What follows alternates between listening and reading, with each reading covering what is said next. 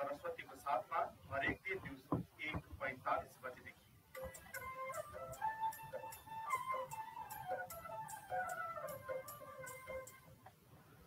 नमस्कार। धार्मिक क्षेत्रमा हामी संसारी सबैलाई दुईटा कुरा ज्यादै महत्त्वपूर्ण छ।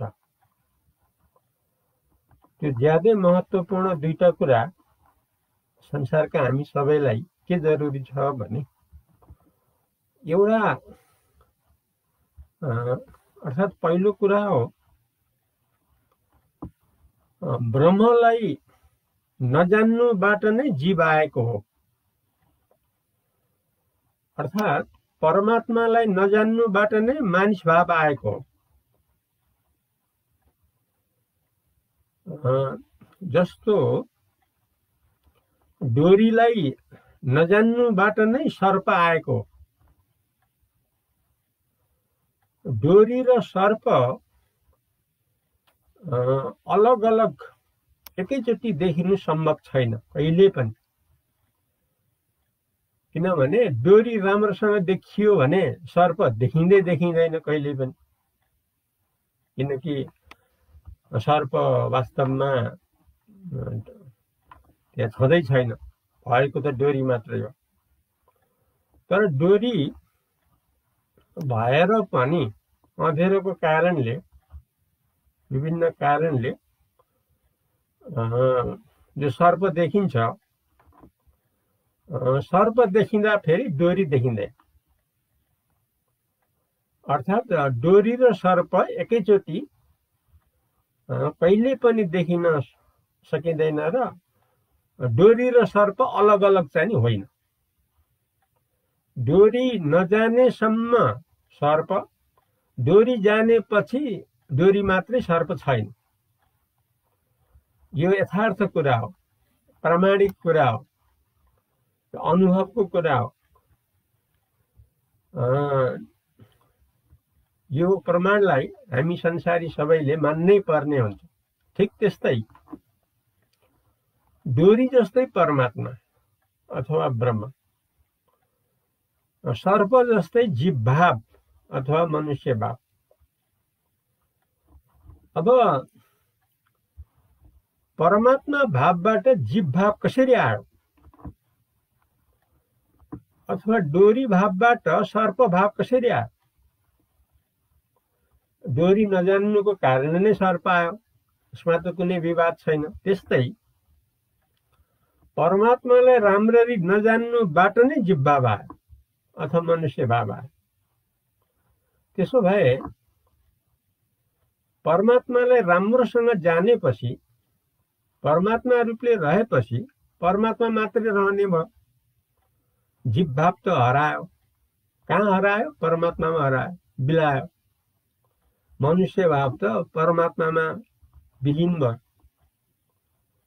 यसैलाई मुक्ति भनिएको छ। मुक्ति भनेको केवल परमात्माको स्थितिबाट मात्रै हुन्छ। यो दुवै जीव भाव पनि रहने, परमात्मा भाव पनि रहने, यो दुईटा स्थितिमा मुक्ति सम्भव छैन। यसरी दुईटा रूपले मुक्तिको अर्थ हुँदैन। जहाँ जीव भाव अथवा मनुष्य भाव परमात्मामा विलीन भएर एक परमात्मा रूपले जब स्थिति हुन्छ, तब नै मुक्ति सिद्ध हुन्छ। मुक्ति भनेको मृत्यु रहित, जीव भावको दुःख चिन्ता डर रहित, सधैँ आनन्दै आनन्द हुनाले प्रथम महत्त्वपूर्ण कुरा के भन्दाखेरि परमात्मालाई नजान्नुबाट नै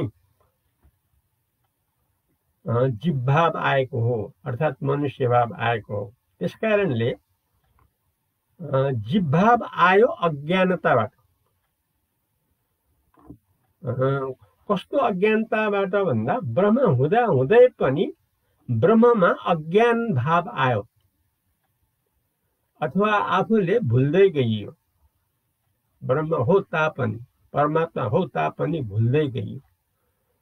बिर्सँदै गइयो र नाना बाहिरी कुरा खडा गर्दै गइयो। बाहिरी कुरा खडा गर्दै गइकन त्यसमा साह्रै दृढता बुद्धि गरेको हुनाले अब पछि जुन दृढता गरियो त्यसमा सत्यता बुद्धि भयो, अर्थात् जीव भाव मनुष्य भावमा सत्यता बुद्धि भयो भने पहिलाको मूल स्वरूप जो ब्रह्म भाव हो, जो परमात्मा भाव हो, त्यो बिर्सियो। त्यसकारणले यो मनुष्य भाव आएको छ अथवा जीव भाव आएको छ, त्यो अज्ञानबाट नै आएको हो। अर्थात् ब्रह्मलाई राम्रोसँग नजान्नुबाट नै आएको, ब्रह्मलाई बिर्सेर नै आएको, अर्थात् परमात्मालाई बिर्सेरै आएको। जस्तो छोरा कहाँबाट आयो भन्दा बाबु बाहेक, पिता बाहेक छोरा आएको छैन, पिताको कारणै छोरा आएको। त्यस्तै अज्ञानको कारण नै, अर्थात् परमात्मालाई नजान्नु रूप जो अज्ञान हो, त्यो अज्ञानबाट नै जीव भाव आएको हो। त्यसो भए परमात्मालाई राम्रोसँग जाने अज्ञानता हराउँछ। अज्ञानता हराएपछि अज्ञानबाट खडा भएको जीव भाव पनि हराउँछ। कहाँ हराउँछ? जानेको परमात्मामा हराउँछ। तर परमात्मा त हराउने विषय होइन, सदाकालीन हो। त्यसैले यो यथार्थ हो कि परमात्मामा अज्ञानताको कारणले नै जीव भाव खडा भएको हो। त्यसैले फेरि परमात्मालाई राम्रोसँग ज्ञान गरेर परमात्मामा रहेपछि अनि जीव भाव परमात्मा भावमा बदलिन्छ र परिपूर्णता मिल्छ। अर्थात् मृत्यु रहित सदाकालीन अमरता, परिपूर्णता, सधैँ सुखै सुख, आनन्दै आनन्द यसरी मिल्ने हुन्छ। त्यसकारणले यस बारेमा हामी एकदम स्पष्ट र छर्लङ्ग हुनुपर्छ। के छर्लङ्ग हुनुपर्छ भने सदा भएको वस्तु परमात्मा हो, तर परमात्मामा अज्ञानताको कारणले गर्दा, परमात्मालाई बिर्सँदै जानुको कारणले, परमात्मामा नरहिरहनुको कारणले, अर्थात् अज्ञानबाट नै यो सृष्टि भएको हो। अरू कारण छैन सृष्टिको। त्यसैले अब राम्ररी परमात्मालाई जानेपछि अनि अज्ञानता हट्छ। अज्ञानता हटेपछि अज्ञानको कार्य जो जीव भाव हो त्यो पनि स्वतः हट्छ। अब केवल बाँकी रहन्छ परमात्मा मात्रै। यसरी अत्यन्त दृढ रूपमा, सशक्त रूपमा, अत्यन्त श्रद्धापूर्वक, निष्ठा आस्थापूर्वक यसरी हामीले ज्ञान गरेर हामी संसारका सबै मुक्त हुन सक्छौं। मृत्यु आदिबाट डराएर बस्नुपर्ने बाध्यता रहेन। यसरी मृत्युको निकास हामीले पाउँछौं। धार्मिक यथार्थ ज्ञानबाट यो जो छ, यो भनाइ ज्ञान शास्त्र, संसारको सर्वोच्च ज्ञान शास्त्र वैदिक शास्त्रको भनाइ हो, निर्णय हो।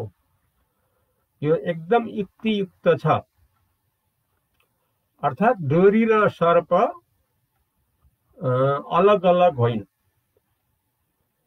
त्यस्तै परमात्मा र जीव भाव अलग अलग होइन।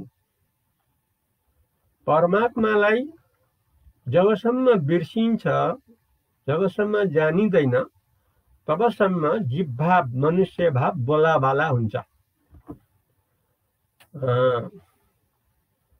तर फेरि यथार्थ जो परमात्मा हो यसमा स्थित भएपछि, किनकि मूल स्वरूप त परमात्मा हो, मूल स्वरूपमा रहेपछि त्यसपछि फेरि यो जीवभाव पनि रहँदैन।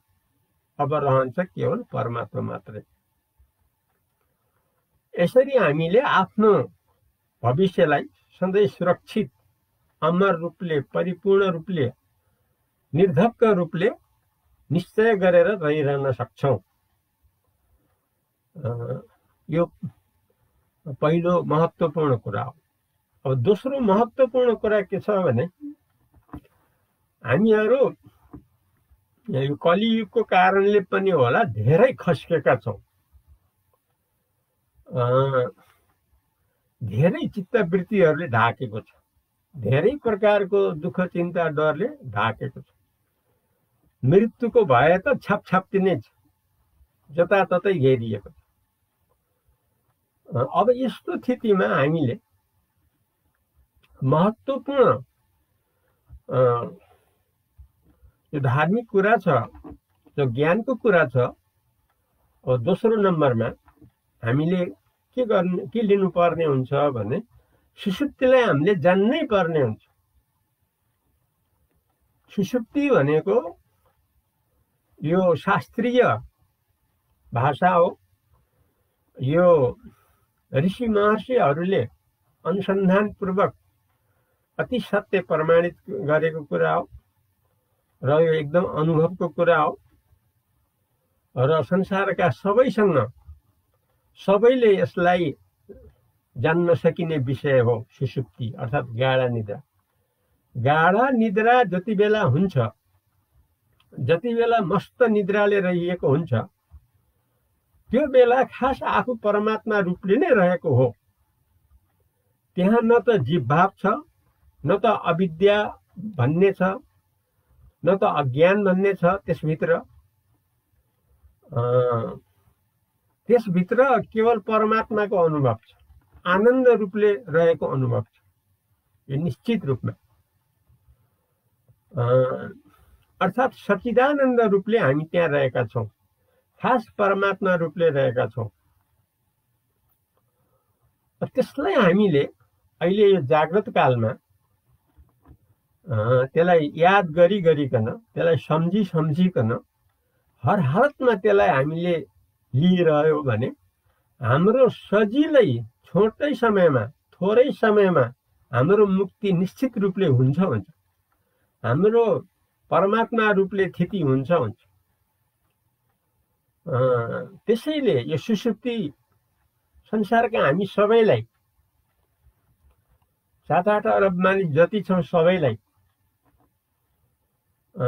यो अत्यन्तै महत्त्वपूर्ण र चाहेमा सबैले जान्न सक्ने, लिन सक्ने र सबै सुषुप्तिलाई लिएर परमात्मामा परिणत हुन सक्ने त्यस्तो आधार छ, त्यस्तो बलियो र सजिलो आधार छ। थोरै समयमा ठुलो कुरा प्राप्त गर्नलाई यो दुईटा महत्त्वपूर्ण कुरालाई हामीले सँगसँगै लिइरहनै पर्ने हुन्छ। एउटा के भने परमात्माको अज्ञानताबाट नै, अज्ञानको कारणले नै यो जीवभाव, मनुष्यभाव आएको हो। त्यसैले हामीले राम्ररी परमात्मालाई ज्ञान गर्यौँ भने हाम्रो स्थिति सधैँ परमात्मा रूपले हुन्छ र हामी सधैँ मुक्त रूपले रहिरहन सक्छौँ। यो हो थोरै समयमा ठुलो कुरा जानेर आफूले आफ्नो परम कल्याण गरिरहन सक्नु।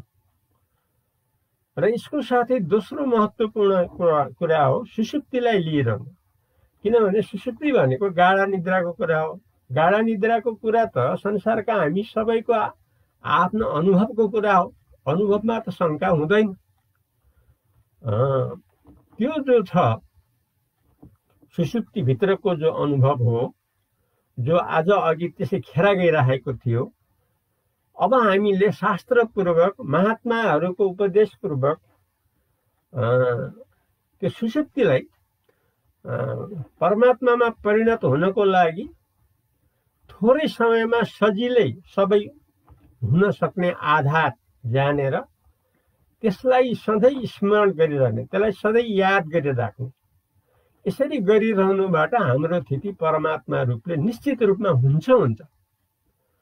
यसरी दुईटा महत्त्वपूर्ण कुरालाई लिएर अर्थात् डोरी र सर्पमा डोरी मात्रै यथार्थ हो, त्यस्तै डोरी स्थानीय परमात्मा मात्रै हो, र अर्को कुरा सुषुप्तिमा जो अनुभव हुन्छ गाढा निद्रामा त्यो खास परमात्मा रूपले हामी रहिरहेको आफ्नै निजी अनुभव हो भनेर यसरी श्रद्धा निष्ठा आस्थाबाट निरन्तर हामीले यसलाई लिइराख्यौँ भने थोरै समयमा अति बलियो आधारबाट हाम्रो स्थिति सधैँ परमात्मा रूपले हुन्छ।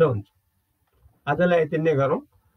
भोलि फेरि नयाँ प्रसङ्गबाट आउनेछ। तबसम्म अद्वैत प्रदीप बलरामजी सरस्वतीलाई बिदा दिनुहोस्। नमस्कार।